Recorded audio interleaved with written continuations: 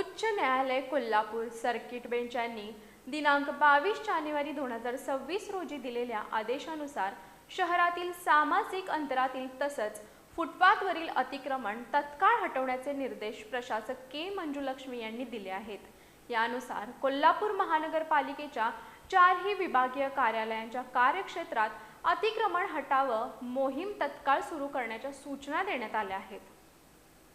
उच्च न्यायालय Kolhapur circuit bench यांनी दिनांक 22 जानेवारी 2026 रोजी दिलेल्या आदेशानुसार शहरातील सामाजिक अंतरातील तसंच फुटपाथवरील अतिक्रमण तत्काळ हटवण्याचे निर्देश प्रशासक के मंजुलक्ष्मी यांनी दिले आहेत।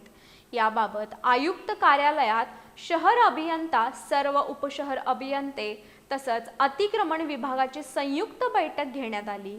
बैठकीदरम्यान प्रशासक के मंजुलक्ष्मी यांनी शहरातील वाढती वाहतूक कोंडी लक्षात घेता चौक परिसर आणि मुख्य रस्ते अतिक्रमण मुक्त करण्यावर विशेष भर देण्याचे निर्देश दिले। गरज भासल्यास पोलीस बंदोबस्तात कारवाई करावी असंही त्यांनी स्पष्ट केलं। कारवाईपूर्वी नगररचना विभागानं संबंधितांना नोटिसा बजावाव्यात तसंच संबंधित मिळकतींच्या ठिकाणी आवश्यक ते मार्किंग करावं असे निर्देश देण्यात आले।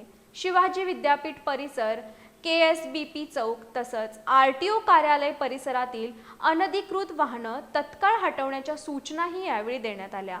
दैनंदिन अतिक्रमण हटाव कारवाईमध्ये सातत्य ठेवण्यावर प्रशासकांनी भर दिला। यावेळी अतिरिक्त आयुक्त रविकांत अडसूळ, शिल्पा दरेकर, उप-आयुक्त परितोष कंकाळ, सहाय्यक संचालक नगररचना प्रशांत भोसले, शहर अभियंता रमेश मस्कर, उपशहर रचनाकार NS पाटील, उपशहर अभियंता निवास पोवार, सुरेश पाटील, अरुण गुजर, इस्टेट ऑफिसर विलास साळोके, कनिष्ठ अभियंता अवधूत नर्लेकर उपस्थित होते।